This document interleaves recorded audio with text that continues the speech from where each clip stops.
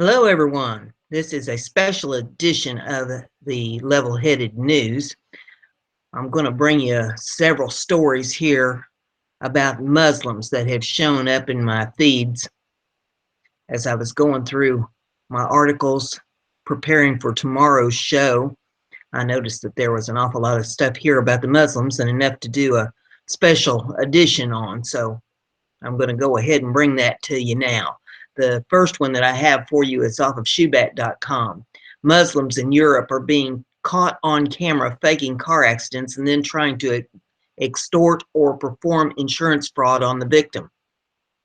Private dashboard cameras are common in parts of Eastern Europe because auto insurance scams are very common. However, thanks to Western Europe, new Muslim arrivals, automobile insurance scams are appearing everywhere.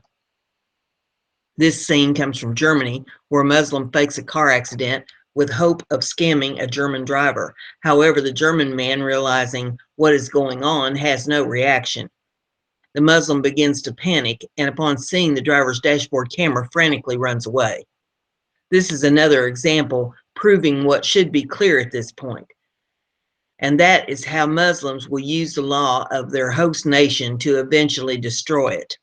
Additionally, it is more proof that if you have to be around Muslims, you always record what you are doing and who or what is around you, since, like in this case, you may need to protect yourself when Muslims attack. Christians are being killed and raped every single day, and they would appreciate a donation on this site for their rescue team to save the lives of Christians from persecution. So if you would like to do that, you can click on this link in the description of this video and get information there on how to do that. The next one that I have for you is off the Daily Mail. It says Central London grinds to halt as thousands of Muslims celebrate Holy Day, and even Morgan Freeman joined in. Thousands of Muslims marched through London today for Ashura festival. Brought traffic in city center to a halt with Oxford Street closed. Many demonstrated against terrorism and ISIS with flags and banners. Morgan Freeman was spotted at a mosque filming a new documentary. Traffic in central London ground to a halt today as thousands of Muslims celebrated the festival of Ashura. Huge crowds, Huge crowds of people gathered to march down Oxford Street carrying flags and placards denouncing terrorism. The road was closed at Marble Arch for the procession commemorating the death of the grandson of Muhammad. Even Hollywood actor Morgan Freeman was part of the festival, attending a, I guess it's pronounced Majlis, a sit-down gathering of Muslims at the Al-Khourini Foundation Mosque in Queen's Park. And there's several videos in this if you would like to take a look at those videos to tell you more about it. The article goes on and says Freeman, who has twice played God in Bruce Almighty and sequel Evan Almighty, was at the meeting while filming the documentary, The Story of God, for National Geographic. Meanwhile, banners on show at the peaceful march in Oxford Street included the messages terrorism is non-Islamic and British Muslim condemn all acts of terrorism. In video footage, the demonstration, other placards could be seen reading, men and women are equal in Islam, and terrorism has no religion. The response to the event was mainly positively received by Londoners, although some were unhappy at how it was managed by transport authorities with cancellations and delays to some bus services. Christina Blackman tweeted, "Walked past the Ashura festival, which is lovely, but doggone it, London, you could have told me it was going to cancel my bus home." And there's some tweets in here if you'd like to read what some other people's had to say. And then it says the festival has many customs and divides denominations of Islam, with Shia Muslims viewing it as time for mourning. For example, another custom is more mosque to provide free meals, while donations of sweets are also common. And one observer was delighted to receive a chocolate bar while watching the festival. Jimbo JV tweeted, just passed a massive march on Whitehall celebrating Muslim Holy Day, even got a Snickers as a gift. So there's the information on what's going on there in London. The next one we have here is off of, I guess it's pronounced Leipzig.com, and it says officials conspired to conceal refugee resettlement in Vermont. Public in small town deliberately kept in the dark about plans to move 100 Syrians.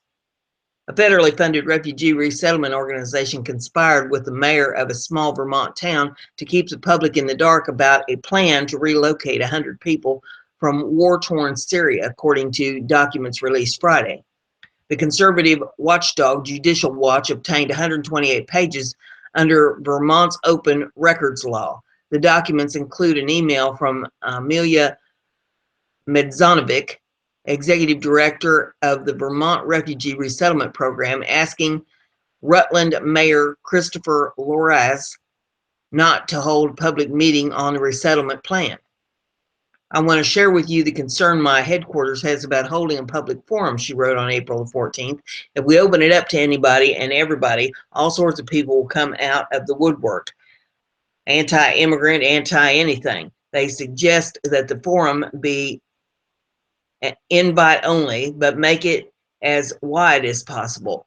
Work with faith leaders, United Way, etc. Perhaps we could go back to the Congregational Church or Congregational Church and continue the conversation there. So shrouded in secrecy was the resettlement plan that most of the town's aldermen did not realize what was taking place behind closed doors, according to Judicial Watch. William Notte, president of the Board of Aldermen, knew about the plan but did not share it with his colleagues until the day or two before Loraz announced it at an April 26th news conference. The State Department has not yet decided if it will follow through on refugee plan in Rutland, but federal officials have been working to secure homes for more than 10,000 Syrians who have arrived in the past 12 months on President Obama's plan to offer a safe haven to Syrians caught in the middle of a nearly 6-year civil war. Judicial Watch pointed to financial disclosures signifying that the resettlement agency's parent organization, the U.S. Committee for Refugees and Immigrants, receives 91.5% of its $50.9 million budget from government grants. Americans should be concerned that the Obama administration is funneling at least $46 million in tax dollars to shady operations that encourages elected officials to cover up Obama's Syrian refugee scheme. Judicial Watch President Tom Fitton said in a prepared statement. Neither Loraz nor Rutland's city attorney could be reached for comment on Friday. 4 days before Merzendovic's email to Loraz, she wrote the director of the Vermont Refugee Office and state refugee coordinator to explain how she was working with the mayor to control the flow of information. And here's the quote. He did share with me that the governor's office called him after getting a frantic call from the DOL, Vermont Department of Labor, inquiring about the plan to resettle 100 Syrians in the next month in Rutland, Merzenovic wrote. Again, I cannot emphasize enough the importance of not sharing the information, even if it is confidentially. Please respect our process. You will have plenty of opportunity to share and take actions once we have met with the stakeholders. At that point, we can and will share it widely. It will not serve any one of us well if the community in Rutland learned about it through the grapevine and not directly from us. The above example shows what people hear and how they interpret it has two different things, or is two different things. A document included in the Judicial Watch file lays out housing, jobs, medical care, and places for worship that Rutland would need to provide for the refugees. The city has no mosque and no other Syrian refugees. Handwritten notes on that document indicate that the issue was not what we can do for them, but what the diversity, cultural richness can do for this community. That talking point was reflected in the meeting introduced on May the 3rd by Hal Cohen, Secretary of the Agency for Human Services. Vermont gains from diversity, new ideas, delicious food, and real commitment to want to make our country and our state a great place, he said, according to the notes of the meeting. The mayor's decision to aggressively and secretly pursue the refugee resettlement plans drew the ire of some aldermen who accused him of acting unilaterally. The Board of Aldermen this month called for an investigation into how the mayor handled the issue. He's not the king of Rutland, Don Chappais, an alderman in the neighboring town, told the Burlington Free Press in July. This community belongs to the people. Loraz apologized for the communication breakdown, but told the paper that bringing in refugees would breathe new life into the city. Morzanovic remained unrepentant about the secrecy. She told the Boston Globe May that it was the right thing to do, to move slowly, to keep a small circle of people and then expand. Jessica Vaughn, Director of Policy Studies at the Center for Immigration Studies, criticized the secrecy. It is stunning to see this attempt to hide the details from the public when they have a legal obligation to consult with the public, she said. Clearly, they knew how controversial this would be. Vaughn said she knows Rutland well since her husband grew up in the area. It's an economically depressed area, she said. I'm not surprised there's opposition, she said. I'm having a hard time imagining how these refugees are going to thrive. It shows they may already have refugee fatigue in Vermont. Ira Milliman, a spokesman for the Federation of American Immigration Reform, said secrecy is one more sign that America's political leaders are out of touch. It doesn't surprise me, and it's part of the reason the electorate is so engaged at the political leadership, he said. So there you have that information. The next one that I have for you is off of Bare Naked Islam, and it says flight school jihad. A Jordanian Muslim student pilot is reported to have intentionally crashed training plane close to a defense contractor in Hartford, Connecticut. The FBI is investigating claims that Faraz Majdi, I guess it is, Majdi Mohammed Farik, has Jordanian Muslim student who came to the U.S. to attend flight school, intentionally crashing a light aircraft, killing himself and injuring 3 others, including the flight instructor and 2 people on the ground. Several Muslim friends and relatives of Farik on Facebook that they forgave him. On you, Captain, and forgive you, my brother, wrote Abu Taj over a picture of Farik kissing the A-plane. I don't know how to pronounce these names. Mr. Al-Hussein added, may God have mercy on him and forgive him. And there's a picture of this guy kissing the nose of the plane, if you want to take a look at this. The UK Daily Mail says the Piper PA-34 was being flown by Faraz Farik and his instructor when it crashed on Main Street in East Hartford around 3:45 p.m. on Tuesday, resulting in what one witness described as a mushroom cloud explosion. The instructing pilot, who was awake in the hospital speaking with police but has not been named, said that his student Farik had crashed the plane on purpose. Law enforcement sources told the Times counter-terrorism officials are now investigating the crash. Student pilot Farik, age 28, and there's a picture of him here, Jordanian Muslim national, was killed in the crash, according to reports by the New York Times. His instructor was rushed to the hospital with serious burns. 2 people in a minivan close to the landing site were also hospitalized. The FBI is now investigating whether the crash near aerospace manufacturer and defense contractor Pratt & Whitney headquarters was intentional. after the instructor pilot claimed the plane was intentionally crashed. The plane had taken off from Brainerd Airport in Hartford, according to Mayor Marsha uh, Lacernes, I guess it is, and crashed near the intersection of Main Street and Colt Street, just under a half a mile away. According to the FAA, the plane was on final approach to Hartford Brainerd Airport. And there's pictures of the crash here in this URL. The aircraft struck a utility pole and wires as it came down, bursting into a mushroom cloud explosion and causing 520 power outages, according to Fox 61.